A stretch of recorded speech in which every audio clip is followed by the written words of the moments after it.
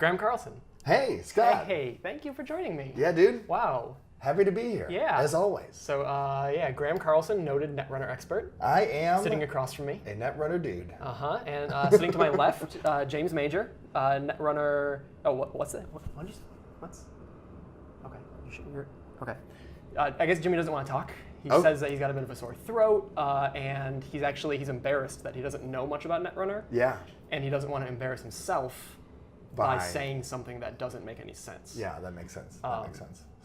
So I mean, I can appreciate that. He's just here to observe, listen, see what he gleans from our discussion. Yep. So we were going to have an expert Netrunner discussion here between the two of us, but because I don't want Jimmy to feel left out, so he's going to feed his lack of Netrunner knowledge to me, and I'm going to express what his feelings are. Gotcha. Okay. It's sort of representing the noob, the person who doesn't know anything. Because obviously you know as much as I do. I'm a Netrunner master. Yes. Yeah. That's what they call him. I've run the nets for a while now, in fact. Yeah.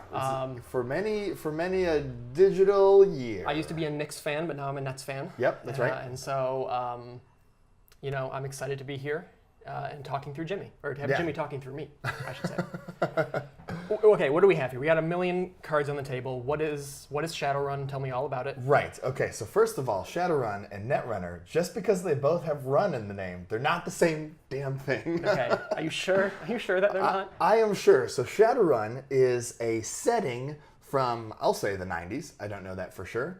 And in Shadowrun, you're in the future. You're hacking, but there's also like elves and orcs and crap. And that all sounds weird to me. But I've never played in Shadowrun. Some people really like it. Okay, because I'm looking at a box right now that has a lady on it, and if you said she is a science fiction elf, I might believe you. Just because her ear is exposed, it's just poke it out there a little bit. But in fact, there's a round ear, and that's how you tell that person is in fact a human instead of a pointy-eared elf. Netrunner takes place in a similar dystopian future. Which similarly has hacking and is very technologically based with these mega cities and mega corporations. And they call the setting the Android universe, which is an IP that's owned by Fantasy Flight. It's named after the I'm looking at the box here. I see it says Android TM, Netrunner TM. Right. So two different things. That's right. It would be like if Nerf came up with the Vortex. And so Nerf TM, Vortex TM. It's another 90s reference another for you. 90s, okay. My gut says Shadowrun is an 80s property. Sure. I know the Sega Genesis game is 90s, but I think it existed before that. Yeah, I would believe that. Yeah. I mean, like I said, I'm a Shadowrun expert. Right. But Jimmy here is going to feed his questions to me, and he's not sure where it originates. Right. So again, Jimmy, this is all for you. The Android setting is sort of inspired from like a Blade Runner, if you will. So I've heard people call it cyberpunk. Technically, if I had to get really technical, I would call it cyber noir. Cyber noir, which is Blade Runner. I'd say that applies to Blade Runner. Yeah, absolutely. The idea being that you're in this sort of dystopian future, but really it's all about access to information and using that information in a digital age to uncover a mystery. Okay, so that's sort of the setting for Netrunner. That would be the Android setting. Okay. In a game, the Android setting. The Android setting. So you're distinguishing the two. Yes, just to give a backdrop. Of course. Netrunner is a very thematic game in that all of the mechanics are very tightly thematically bound. So I want to make sure that there's like a thematic baseline that we're working from. Sure, you've got some context that you draw the architect DJ card. Right. DJ architect. And so now you know what he's. I guess I don't know. I still don't know. I guess how DJ architect would apply to what you just said. But I'm excited to learn. Yes. Says Jimmy. Says Jimmy. Jimmy is excited to learn. He's excited to learn. Scott, of course, already knows all of this. Netrunner Master. 2014 and 15. And 15 Runner Master. I went to the Masters. I played at the Masters. Right. You net ran. Me and Tiger Woods and Tiger Woods. It's Tiger_Woods. That's the guy's screen name. Yes. Because we all use our screen names in the net. Yeah. Yep. Got it. So a game of Netrunner is a card game between two people where one person is playing the faceless mega corporation of the future who are trying to advance their nefarious agendas. And then the runner is a hacker, and that's what the other person plays. The interesting thing about Netrunner is that it's a game to 7 points, so it's first to 7. Strange point number. The corporation is the only deck, the only person that has point cards in their deck. So the corps are the only ones that can get points? They're the only ones that can score points. The runner... Hold on. The runner has to steal the points. The runner has to steal the points. He has to hack the points. They have to hack the points. They interact with the corpse cards that are on the table. Sorry, that was Scott. That was my Netrunner knowledge just getting out. You were just so excited Jimmy about didn't that know, moment. but I just couldn't hold it in. I had to express myself. Right, exactly. So it's asymmetrical. That's actually kind of cool. That's actually kind of a cool concept, that you need to get to a certain point score, but only one side can generate those points. Yes. Okay. So it's totally asymmetrical. The cards that are in a runner's deck will never be in a corpse deck, and vice versa. As opposed to a game like Magic, where you're both wizards and you both stand on a mountain and you cast your spells. Sure, it's sort of like the cards are sort of side ambivalent. That's right. Whereas in this, it is, I'm looking at these blue-backed cards, which are the runners. Corpse. Yep. And the other ones have totally different backs. They're red.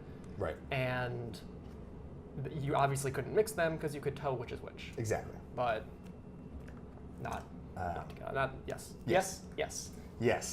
Jimmy, you've got it. Jimmy, you are now understanding everything. Jimmy, you figured it out. Jimmy, you figured it out. So now it's part of the living card game model that it's very popular lately. Fantasy Flight Games uses for a lot of their card games. The idea is in contrast to a collectible card game, which would be Magic, Pokemon, or Yu-Gi-Oh! Would be the big three. And in those 3 games, you can go to the store and buy a randomized booster pack, and cards have different rarities. So you're hoping to get cards that are stronger, but usually those are going to be your uncommon and rares. And then they seed booster packs with you'll get 1 rare and 4 uncommons and 6 commons. That's right. That's exactly right. A rare could be one of 12 cards. You don't know which one it's going to be. Yes, exactly. And so what that does is it creates sort of this side market where strong cards that are also rare are worth more money than common cards. And so there's a lot of this, like, you got to spend a lot of money, but then you can make your money back on investment based on how lucky you are. Right. I tried to play the Star Wars collectible card game in like '97. Yeah. The Decipher game. Yeah. Couldn't figure out how to play it. That game had some design flaws. It was complicated. Yes. I remember. But that was part of like a sort of a CCG craze where Magic had been doing really well for about 3 or 4 years, and so then everyone said, "Oh, you know what? If we make a collectible card game and it catches on, we are basically printing money." Right, including a little game called Netrunner.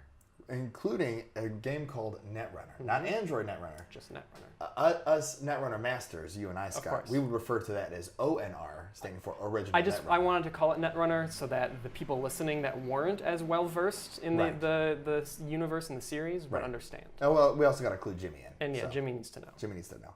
So, and ONR was designed by Richard Garfield, who also designed Magic the Gathering. Yep. So it was sort of like, I learned these things from Magic. I decided that instead of wanting sort of like this mana-based economy, I would rather have, like, what if we just had money to play the cards? But ONR was not only really campy, and from a design standpoint, every card looked like it was straight out of the 1994 movie Hackers with Angelina Jolie, where it had this really retro pre-Windows 95 art. And isn't the predominant color scheme like green and purple or something like that? It's green and purple and black and dark gray. Green, purple, black, and dark gray. Yeah. Yep. So very 1994. But the cards themselves ended up being really swingy. So you mean like power-wise? Power level-wise, you could play a card and it would totally change the trajectory of the game. So I think with a competitive game, that becomes really dangerous because it puts more luck on when did you draw your goofy cards. Of course. So you end up, and I'm sure this is a strategy in a lot of card games anyway, but maybe it becomes more predominant where you're just trying to cycle through your deck as fast as you can so you can get that one swingy card. Yes, exactly. Because that is so much more powerful than any of the other cards that you drew. Right. So, long story short, Fantasy Flight gets the rights to the Netrunner mechanics that Richard Garfield designed in the 90s.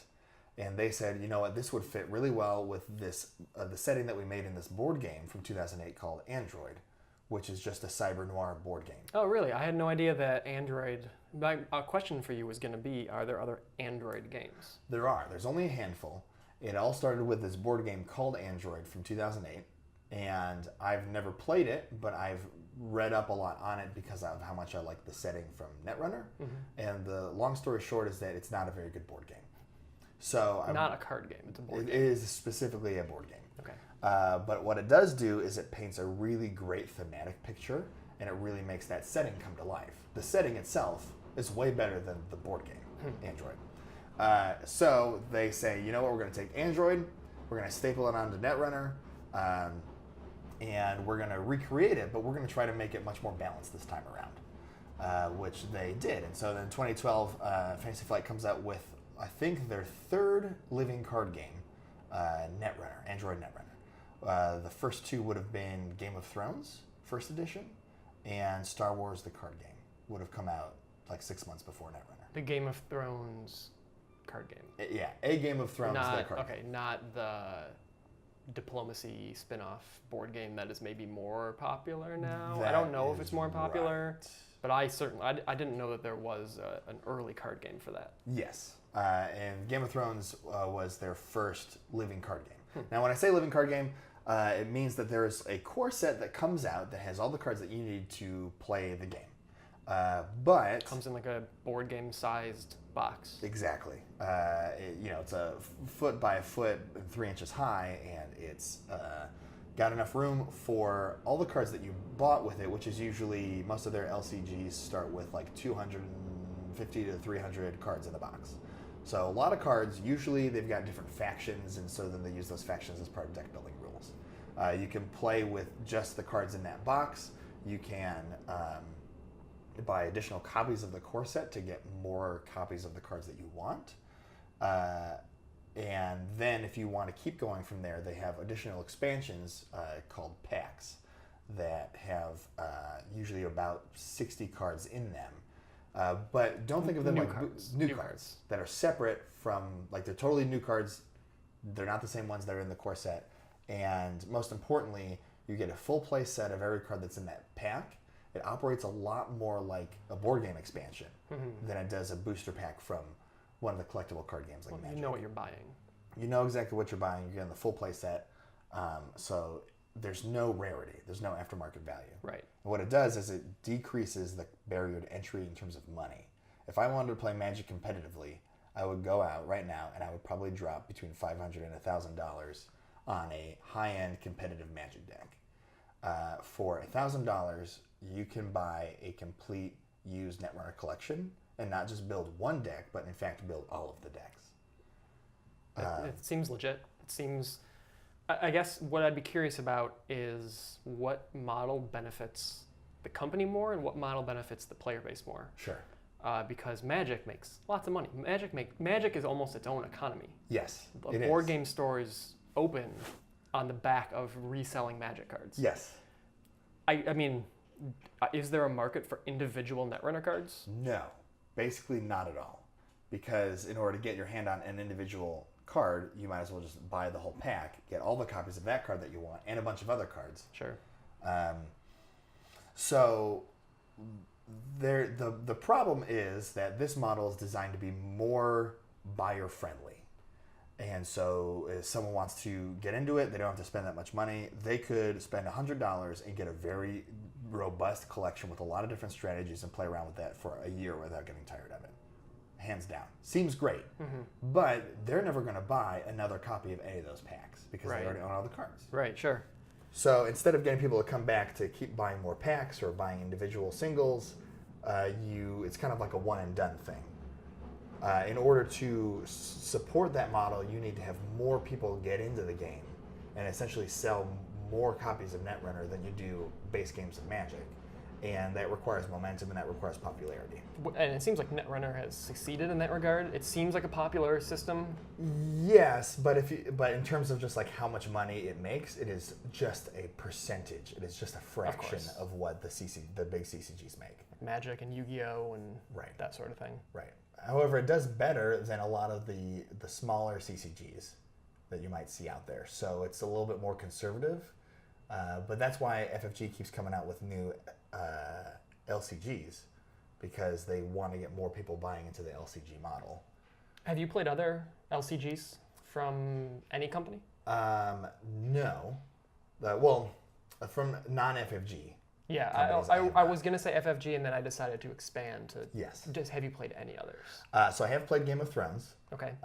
And I have played one game of Legend of the Five Rings, the LCG reboot from Fantasy Flight from 2017. All right, let me ask you something. This is sort of an aside based off what you just said. I've seen that name before, Legend of the Five Rings. Yes. Does that have anything to do with Lord of the Rings? No. It's entirely different. No. Is it fantasy? It is like Shogun era Japan. Huh, okay. But a little bit fantastical. I think there's like a magic element to it.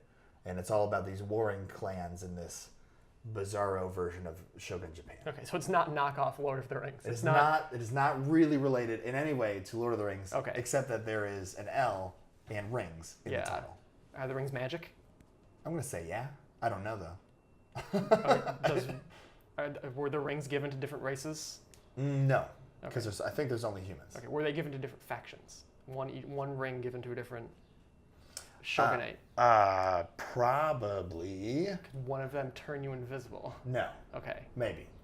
I mean, I don't know. I don't know that much about the Five Rings. Is there a big tower with an eyeball that watches over and wants the ring to come back? No, there's not. Okay. There's not that. Okay. There's no hobbits. That was going to be my next question. Sounds like, okay, I think I've settled it. It is not Lord of the Rings. It is, in fact, not Lord of the Rings. Okay. All right, so, Graham, I have to tell you something. Yeah. There is no Jimmy here. What? Who were you just talking to? It was me talking. The whole time? It was me all along, Oh Graham. my gosh, Scott. I've never played Netrunner before. I don't know anything about Netrunner. Wow, I believe all that Master Net stuff that I know, I talk a big game. What I know about Netrunner is everything you just told me. Okay. In advance of that, basically nothing. Yeah. And you talk about Netrunner a lot. I do. You run a Netrunner podcast. I run a Netrunner podcast, Shipment from Shiloh. And it's a game that I know nothing about, despite owning the core set. Sure. And you have definitely gotten my interest in the time I've known you, and I would like to learn how to play. All right. Well, I actually have all of my Netrunner cards in front of me. So is that what this plastic tub and these boxes full of cards are? That's exactly what they are. So I was wondering why you brought these in. Would you like to play? I would. Can I use these cards? Nope. This one says NBN, making news. Yeah. This one says Near Earth Hub Broadcast Center. Sorry, is this just like a news corporation simulator? It's that faction, the yellow faction, is a media conglomerate. The yellow faction. The yellow faction. It's a good name.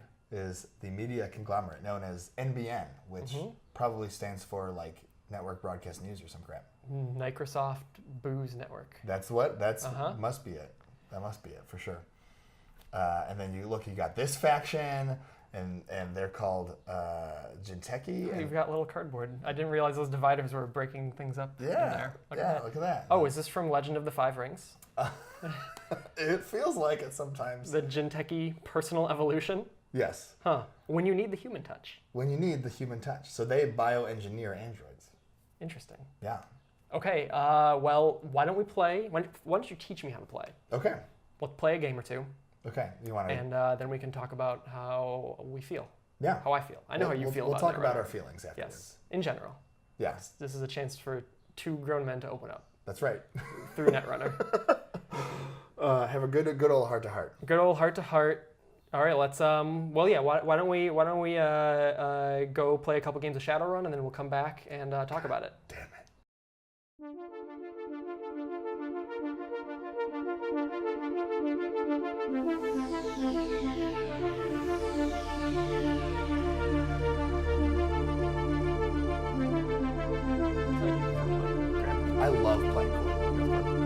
Corp is my bae.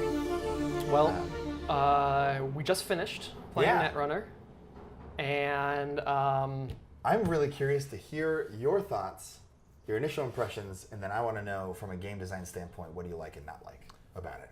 Okay, my initial impression, so to be clear, we played, you correct me here, did we play one game or did we play 2 games? We played 2 games. Okay, so one, quote unquote, I'm doing air quotes, one game is not 2 matches, one on each side? Right. In fact, I would say that a match is 2 games, one on each side. So we played one match. We played one match. Which is 2 games. 2 games. I played first as the runner. That's right. And you played as the net. I was the corporation. I was not just the net. The net is just the playground in which we hack. Okay. Net hackers. Great. So I played as the runner first. Yes. When you were teaching me the game initially, which you did a good job of, by the way. Thank you. I felt like I grasped all the rules you were telling me. I know I had questions. It's and I'll apologize also post, I guess, transgression. Sure. I have a tendency when I'm learning games to ask a lot of interruptive questions. I try not to, because as someone who often teaches games to people, I know that can be frustrating. Sure. But so I'll apologize now. No, it was fine. You were asking the right questions anyway, and it was helping direct like which topic do you talk about next. So that one, you're good. Great. But yeah, so I played as the runners first. My initial impression was that the rule set seemed really straightforward. Other than the huge number of jargon terms, they don't call it. Why not call it a deck? Nope. It's a deck in every single game, right? Like that's the terminology. Right. No, call it a stack. That is a stack, my friend. That's stupid. Because stack is like a low-tech term for deck. Well, sure. This is literally a stack. It is things on top of one other thing. Well, yeah, but in the digital, like when you're setting up your rig, right? Like you like your stack is like your digital, like those are all your digital assets that your computer organizes for you, right? Like StackExchange.com. You ever look up like Microsoft Excel tidbits on there? Yeah, I know Stack Exchange, but I think it's a terrible term. You're not wrong. I mean, deck. First, deck sounds science fiction-y. Oh, sure. It is also the common term for this thing. Right. So it seems to be. I didn't notice. Actually, I have some cards sitting right here. They do use the term card. Yes. Each card is known as a card. Now, I want to say if they're going to go in the direction of changing common terms, go all the way. Right. They changed every term except for card. You know, make it, this is like a file. Call this a file. Oh, sure. You know, you can install a file. You can or play a file. You can advance a file. You can do things with files. You know, take 5 files out of your opponent's stack. Yeah. Because you stack files. You stack files. Okay. It just works. All right. Okay. Not great. Right. Terminology threw me off. I mean, whatever. So when I was explaining it to you, intuitive, I was trying to use the normal human terms like deck, hand, etc. to describe the different cards. And I would say play on the table as opposed to install. Sure.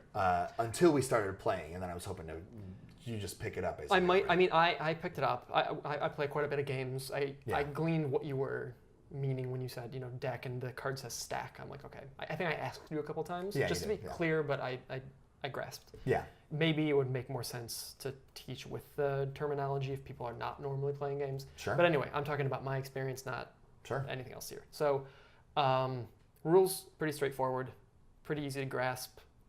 Weird jargon aside. Playing as the runner, it was a lot of fun. Yeah. And it was pretty clear to me too what I should have been doing generally. Yeah. Now, this is a new player, of course. Yeah. Things get more complicated as you play more, I'm sure. Yes. More tricks, more kind of, like you had mentioned a bit, the stages of a game. Yeah. And so I'm sure if I were to play more, which I'd certainly be up for, would be kind of trying to manipulate where I'm at in the different stages more. Yeah. Because right now it felt like, okay, I need to look for points in your servers And so when you have a server set up, I should try to figure out what's over there. Yeah. Pretty quick. When you were the runner in our next game, I feel like you didn't do that as much. Maybe I was having my own issues, though I wasn't paying attention as much as what you were doing. Right. But we'll get to that in a second. So it felt super, intuitive. All my actions felt like the description of the actions felt like they matched the mechanics. The theme matched the mechanic really well. Yeah. It felt like I was breaking into your systems, trying to figure stuff out. It felt like movie hacking. So, yeah, I think that's a good comparison, right? Because it's not like actual hacking where you have to know anything about programming. It is like, ooh, I have encountered a defensive protocol, and now I'm going to try to interact with that with my program. An ice wall. You have found an ice wall. Yeah, or maybe you found, you guys picked up a whole stack of cards and didn't find another thing. So you have found an enigma. My example's going to end. Enigma, thank you. Errand boy, little things. Yes. It's everything is stupid, like sort of cybernetic names, but it works. Yeah. You kind of get pulled into it. Gabriel Santiago. Yeah. Yeah, you were playing as Gabriel Santiago, and I made a deck that was basically like everything in it was like make runs, you get rewarded for making successful runs. And so that was to encourage you rather than be scared of what my corp cards were face down, you knew that you were going to be rewarded for making those runs. So it forced you to be interactive as opposed to just timid about what the hidden information was and you didn't know. So it did take me a moment to stop feeling timid. Yeah. And I'm sure this changes with the hard part about talking about this game, I think, in general terms, trying to make a judgment on it, which I'm not. I'm a proponent of not making judgments on games until I've played them a few times. Sure. So these are sort of stream of consciousness thoughts that aren't, I couldn't stamp a rating on this. Right. That's the context, yeah. But I'm sure different decks, you could get punished for making runs on things. Right. With this, it felt like I was, after a couple turns, I realized nothing was going to hurt me without my own doing, essentially. Yes. Right. If I, make a run on a piece of ice that I don't know what it is, you activate it, you flip it over. It'll say what's going to happen. Usually it ends my run, and maybe to get past it, I have to choose to spend something. Right. Or it gives you something. Right. I was initially worried I was going to run into stuff that was like, ooh, I made a run on that, and now I have to discard 3 cards, and I lose $3. Right. Which then screws the rest of my turn up. I might as well just coin. Yes. And those cards are definitely out there. But not in these decks. So I'll commend you. I think you made 2 decks that I was able to sort of digest comfortably. Cool. That's good. And so, playing as a run was fun. I noticed, too, watching you play, and I certainly got this feeling when we switched sides for the second game, but just watching you, it felt, and I mentioned it when we were playing, it felt almost like we were playing 2 different games. Yeah. And that was cool, because there was like a middle ground where they would interact. Yeah. Like a no man's land, right? Right. And I thought that the game did a really good job with that asymmetry, because asymmetry can be hard. Yeah, it seems just like from a game design standpoint, it seems crazy complicated. And Netrunner does some things where they're mirrored and a lot of things where they are totally asymmetric. The mirrored part is relative costs and money. For example, you both start with 5 credits. You both start with 5 cards as your max hand size. You both have cards in your deck that Sure Gamble or Hedge Fund, they both cost 5, but then you gain 9. So it's really a card that says gain 4 credits. But you need to have the capital up front to do it. Right. There's a threshold that you need for that. But then the corpse board is where all the interaction happens. And so really where they place that ice is really important. That's another reason why I had you run first, because I wanted you to have a demonstration of like, wait, so ice goes in front of my servers, but there's all these different kinds of ice, so like where do I want to put these? And to give you kind of an idea of like, why would you want to put a piece of ice that doesn't end the run in your deck? Well, maybe you want to put it in front of your deck or your hand, because even though it doesn't end the run, you're still going to gain a benefit, or the runner's going to get some sort of penalty for running through it multiple times, and that's over your deck or over your hand is where the runner's going to want to run multiple times.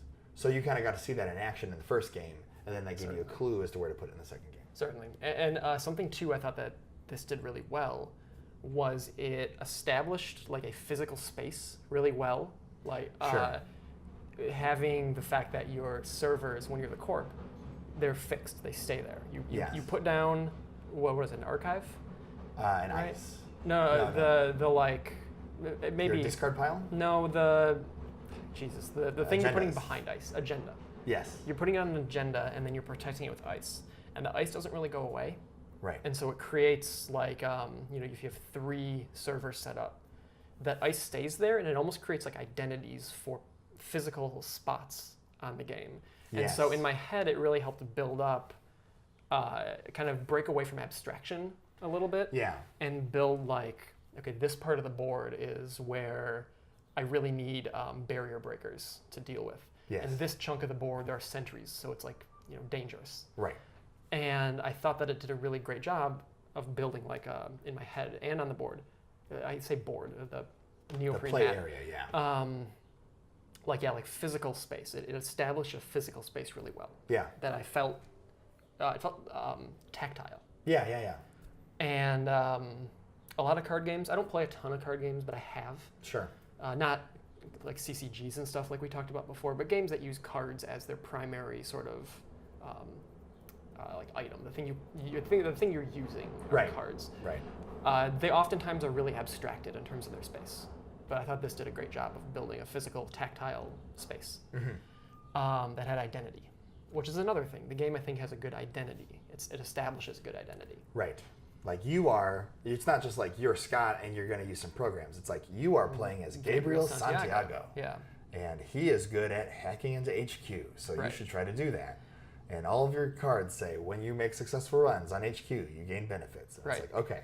Yeah, and so I thought it was cool, too, that you have like almost a character. I mean, literally, Gabriel's a character. You were a consortium, which is not a character traditionally, but it felt like it had some identity. Right. Some character. And I was playing with Building a Better World, which is part of the Wayland faction, which just gives me money for playing cards that are already in my deck.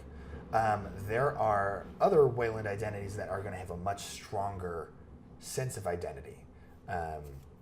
Cards that reward you for advancing ice, or IDs that reward you for, or they give you an extra ability, like you can name a runner card type and then you get money in the following turn if the runner plays that card type. I see. So like the Wayland consortium is, there are multiple versions of the Wayland consortium. That's right.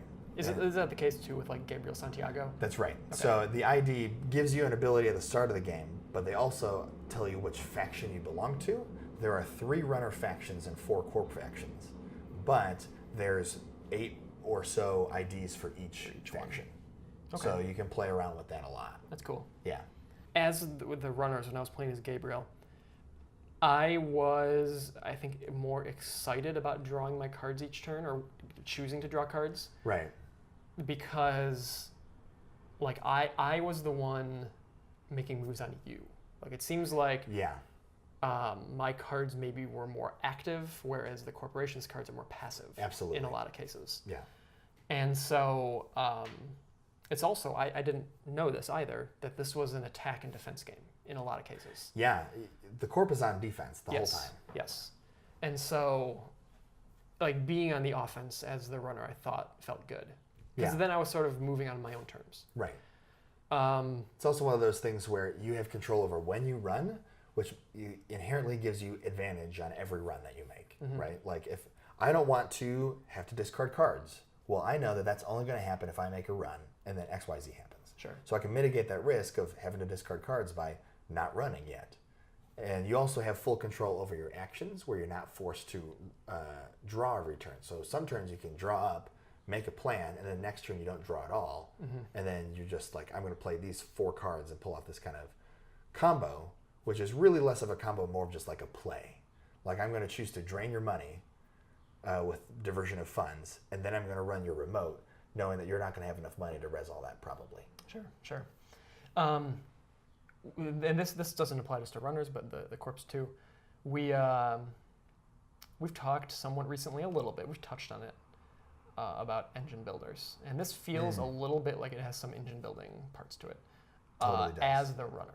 Particularly as the runners. Where Gabriel, so looking at Gabriel Santiago, when he makes a successful run on an HQ, he gets 2 credits. There was a card that I think we both had played where you make a successful run, you get another credit. That's right. And then you had a card where when you make a successful run, you get a token. It was like a virus counter. Yeah. Right. And I can use that to make my runs cheaper. Right. So it was a situation where you'd make a run, like let's say, mid-game, you'd make a run. To make it successful, discard tokens off of the virus. Yes. What is it called? The bloodsucker? Data sucker was data the name sucker. of that card. Which, by making that successful run, now that you've used those tokens to make it successful, you get tokens and money. Right. And so it was, turning your one action into something that really added on to that action and future actions. Yes. And so that really just added on to the asymmetry in general. Yes. Corps don't do that nearly as much because so much of your corp game is just focused on building up your board state, having enough money to threaten the runner, and then trying to score out your points. Yeah, so let's jump to our second game when I was playing as the corporation. Yes. We just switched sides, we switched Same decks. Yep. Nothing else different.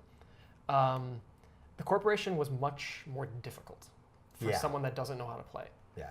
And we talked a brief bit right after about asymmetry and how balance works. And I had posited that it felt as though the runners with this deck, and maybe just with the way the game kind of paces itself in general, the runners might win more often than the corp.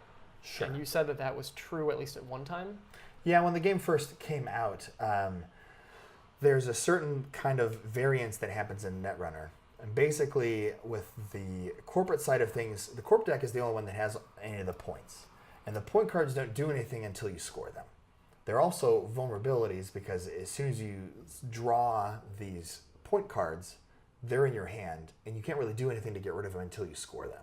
But if the runner but if you can't keep the runner out, then you can't really try to score them yet. You got to wait till you find the right ice or whatever. Right. So early in the game, there wasn't great hand control. When we're talking early in the game, you early mean in the the game's life history. of Netrunner. Early in the history of Netrunner, in 2012, early 2013, when the Android network first came out. So what would happen is, in a given game, a corp would do well because they got the cards in the right order.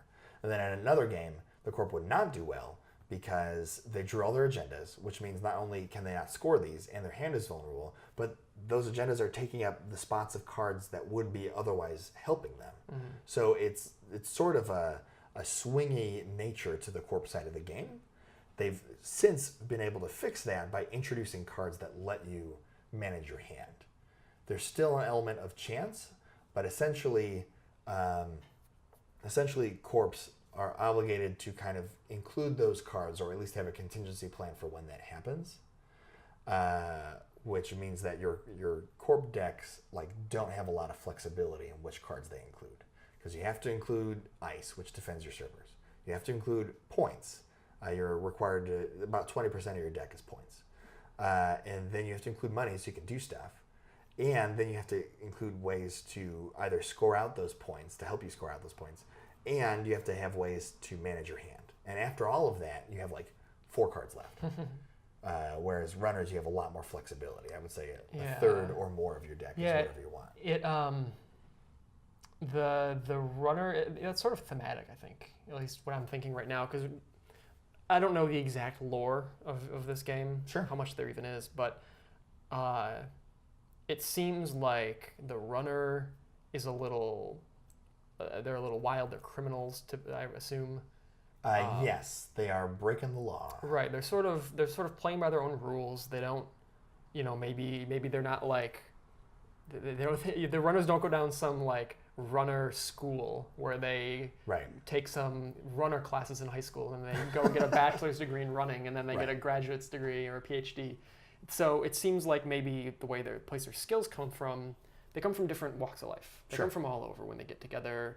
Gabriel has a very diverse team that can do a bunch of different things. And so it's a little wild. Right. A little not completely well managed and under control. Whereas corporations are corporations. They are sort of, soulless and very rigid in their structure and all this, which thematically makes sense why a corporation's deck would be very rigid and structured. Yes. Whereas the runners have more freedom. Yeah. And so I think there could be some theme leaning into that a little bit, whether it's intentional or not. Anyway, playing as the corporation. I won my first game against you, which, Graham, I appreciate you being cool and not just running over me. Sure. The opposite, of course, happened in the corporation game when I was the corp. Right. I ended up getting a string of cards that were not beneficial to me, or let me actually redirect my statement there. Start with my starting statement and to sort of preface everything. Yeah. I don't know how to play Netrunner. For the most part. Sure. None of these comments are comments against the game. They're against my ability to parse the information I have. Right. And make lemonade out of lemons. Yeah. I'm sure a better player could have done something with the hands that I got. I just didn't know enough about Netrunner to do that. So I just want to. That is the skill of the game, right? The skill is not controlling your own draw to draw the cards you need. The skill is knowing what to do with the hand you got. Right, which is the kind of the mark of a lot of games where you get a sort of random set of things that you have to deal with. Yeah. It's not like I just got crap and couldn't do anything about it. Right. It was you got cards that you didn't know how to leverage. Yeah. It works in games like this. It works in a game like Agricola where you get a bunch of minor improvements and occupations in the beginning, and you're like, I don't know how to leverage these. It happens in any game where you're getting random stuff, right? Yeah. The mark of a good game is it's not the game's fault when that happens. It's not like mulligan. Right. That being said, there is a mulligan rule. There is a mulligan, so you get 2 chances at a decent hand. Yeah. Start. So anyway, that was a little rambly, but corporation is hard. It feels really hostile. It feels like you're robbing me.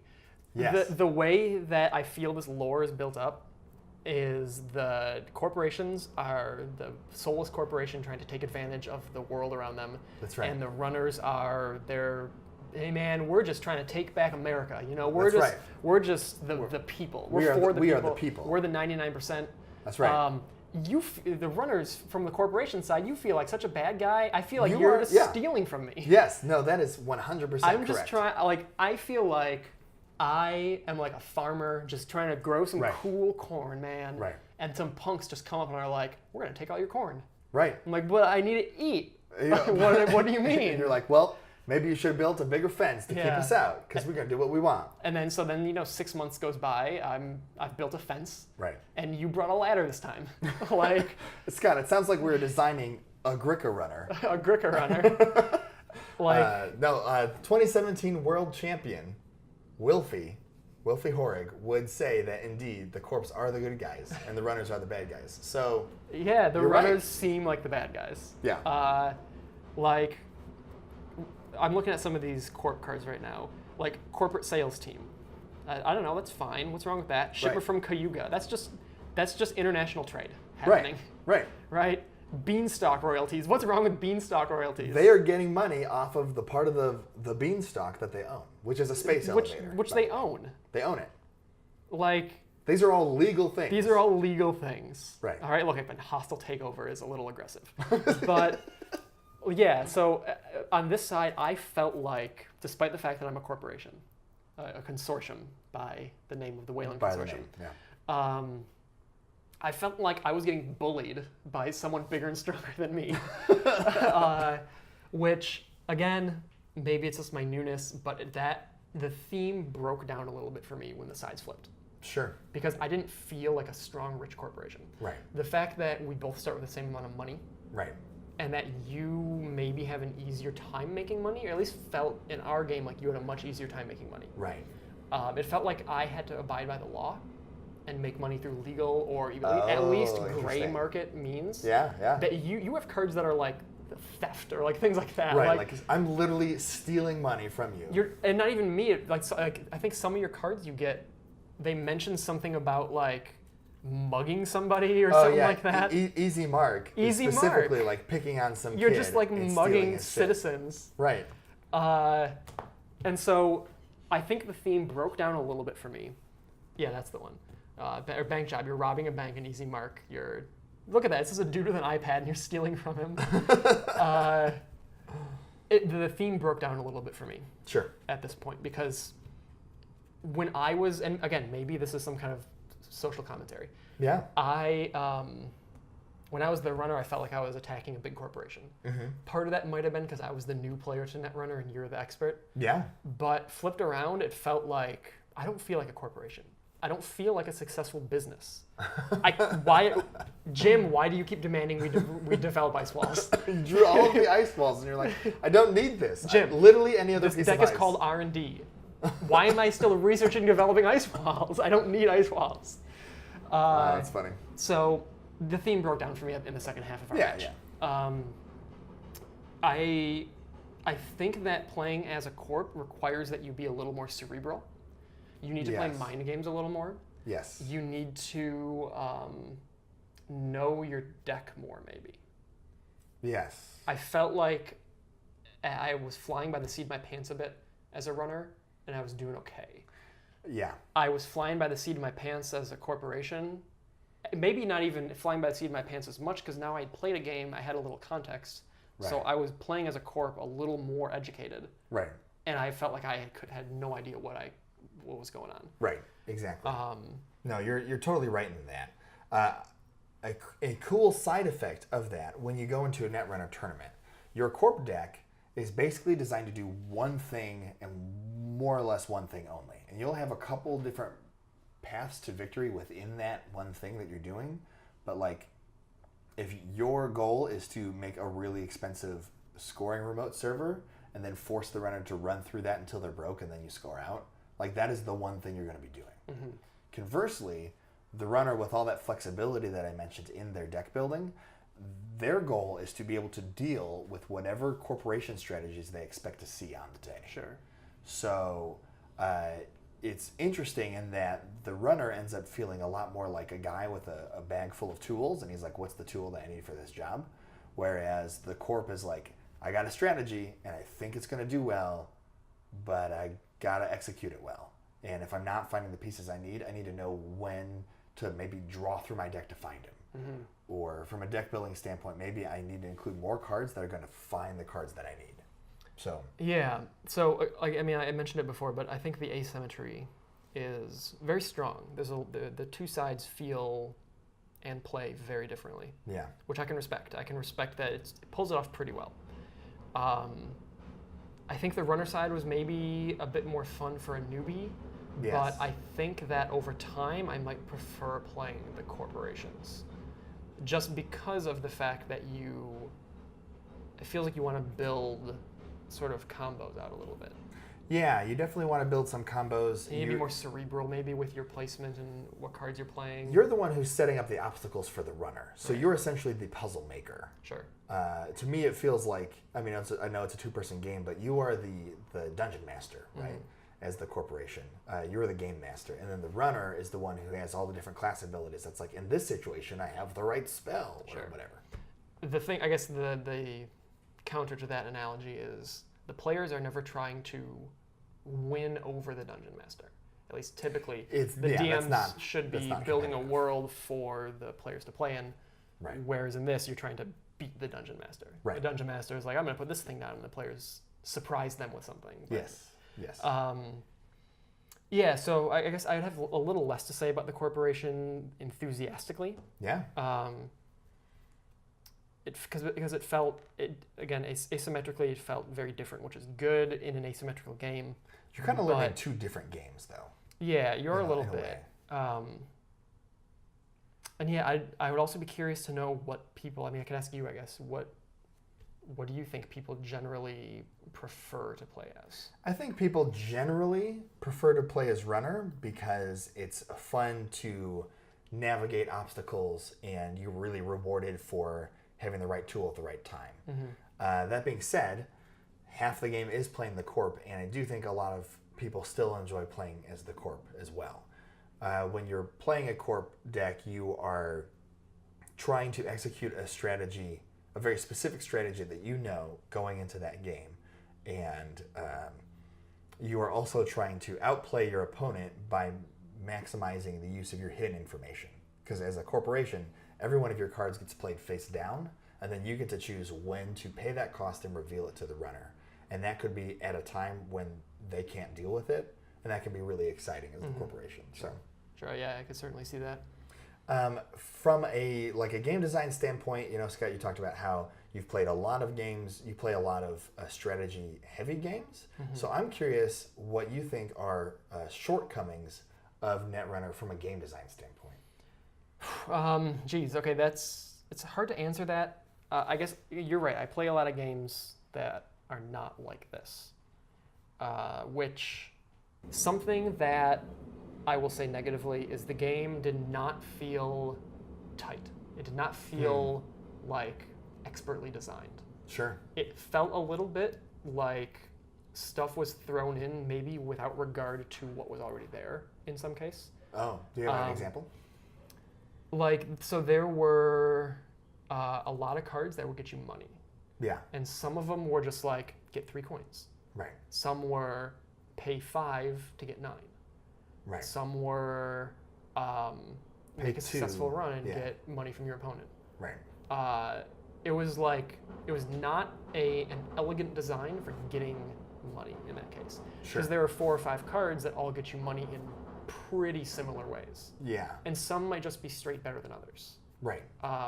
In 9 times out of 10, Right. Or a lot of times their argument is Easy Mark, which costs 0 to gain 3, is more flexible than Dirty Laundry, which costs 2 to gain 5, and Dirty Laundry also makes you a run, so you get to access cards. Sure. But Dirty Laundry requires you to make a run, so what if there's not a server that you can't run into? But there's almost always a place that you can play Dirty Laundry. So there's no situation where you would rather have Easy Mark than Dirty Laundry. Which then leans into what I would sort of classify as bad luck. Yeah. Not bad luck as in you got unlucky, but bad luck as in it's not a kind of luck that necessarily makes the game more fun. Sure. Because if you have Dirty Laundry and Easy Mark in your deck and you draw Easy Mark, part of you is like, that could have been Dirty Laundry. Yeah. And the only reason it wasn't is because I got unlucky. Right. And so it ends up being a case where you're like, there's a card in this deck that I want. And I get you can build the decks too, so you could just not put Easy Mark in. Sure. But I can only speak on the decks that we had here. Right. Where you draw a card that there's another version of this in there that's just better, and you didn't get it, and so you're like, well, it just is bad. Right. And that happens a fair amount in Netrunner and probably some other card games too. Sure. So I think your point's still valid, even though you haven't seen most of the card pool. Sure. Something I will say too about this is that the fact that the 2 sides are different, and this is now comparing it to other 2-player games. Yeah. The fact that the 2 sides are asymmetrical and very different, my instinct is that I would want to have some runner decks and have some corp decks. And if you and I were just learning Netrunner and playing together, probably switch sides pretty frequently. Maybe do 1-on-1 all the time. Sure. That is in opposition to most of the other 2-player games I play. In Twilight Struggle, I have never played as America. Interesting. I've played that game probably 20 times. Wow, I've and never always played as been the America. Soviets. I've always been the Soviets. Huh. I've only played Paths of Glory once. I was the Central Powers. Next time we play, I will be the Central Powers again. Yeah. War of the Ring, I have played both sides. I think I prefer to play the Shadow Army side. Yeah. In this, I could see myself swapping sides. Yeah. Almost every time I play. Yeah. So I imagine it goes play one way, switch sides, play again. Yeah. That's pretty common. To me, a little bit, that's somewhat of the mark of a gimmick. It is less, the sides aren't as interesting So you end up saying, oh, that was really cool playing as the runners. I had a good time. Hey, let me try the corpse. Because the runners aren't grabbing you. The corpse aren't grabbing you. Right. It is the gimmick that they're different that's grabbing you. Right. Whereas Twilight Struggle, I've played as the Soviets. I've attached to the Soviets. And the game, it's also an asymmetrical game. Right. The game that the Soviets play versus the United States. Yeah. This just one of those sides alone is a deep well of strategy and intrigue. Yeah. Where you want to learn one side, really, embrace one side, and then have like almost a rivalry against someone else playing the other side. Yeah. Instead of saying, that was great, let's try switching sides. Yes. It's no, I'm really wrapping my head around the Soviet strategies. Right. I want to keep doing that. Yeah. It is counter to that. And this, for better or for worse, it depends on what you're looking for in a game, I guess, feels a little more gimmicky. Right. Right. And they've got different factions, and the different factions play differently. So in a sense, you could say like I really liked playing as NBN, which is the like news mega corporation, and they control all the media. So I really liked playing them. So I'm going to focus on playing NBN.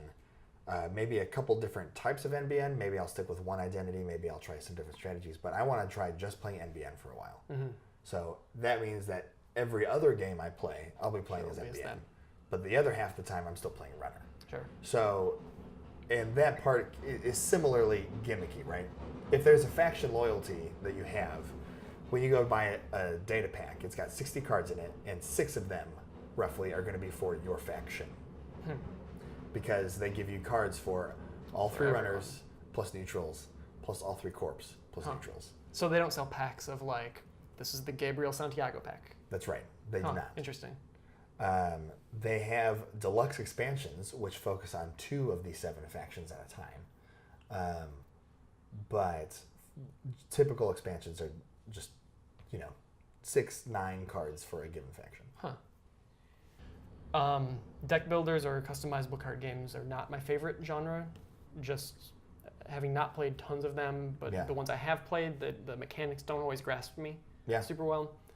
I would say, though, this would be, if I were to start playing one, this would be the one, because I like the theme. Yeah. I thought the mechanics were pretty simple, pretty straightforward. Yeah. I don't know that I would invest a lot of time or money into it, so it might be something that I would buy a set of and maybe a couple expansions just to play with a buddy. Yeah. But again, because you own all this, I would probably just say, hey, Graham, you want to play Netrunner? Yeah. But yeah, it was. I'm glad that I finally got to play it. Yeah. At least, this once, and I'm sure I'll want to play it again at some point. Yeah. And now you have a little bit of context for all this jargon that I bring up all the time. I do, yeah. Now I understand. What does this 16 mean? What does that 17 mean? On these playmats, those are the year that this was given out for prizes. So this was a 2016 Store Champ playmat. This is a 2017 Store Champ playmat. Okay, so this isn't like the ESRB rates this. No, for 16 and up. No. And because this one has a little slightly more scantily clad. She's got a little tum-tum showing. Yeah, so you gotta be 17 to look 17. at that. You gotta be 17 to look at this girl. Her tribal tattoos are too much. Well, and she's smoking. Yeah, it's bad influence. She vaping on a future vape, whatever that is. It does kind of look like it is like a little future thing, isn't it? Yeah, I mean everything's from the future. Yes. Except for these 90s tribal tattoos. Except for the 90s tribal tattoos. Yeah. Well, Graham, thanks a lot for showing me Netrunner. Yeah, I appreciate it. It was pretty fun. I'll also show you some game that I love that you haven't played. Yeah, absolutely. And then we'll do the same thing, and I'll evaluate and tell you why it's crappy. I'll have to force you to like Agricola. Roads and boats. So, roads and boats. There you go. That's the middle ground, right? That's the middle ground. You played it once, didn't like it. It was fine. Yeah. Well, I'll play it again. Sure. All right. Well, thanks a lot. Yeah, dude.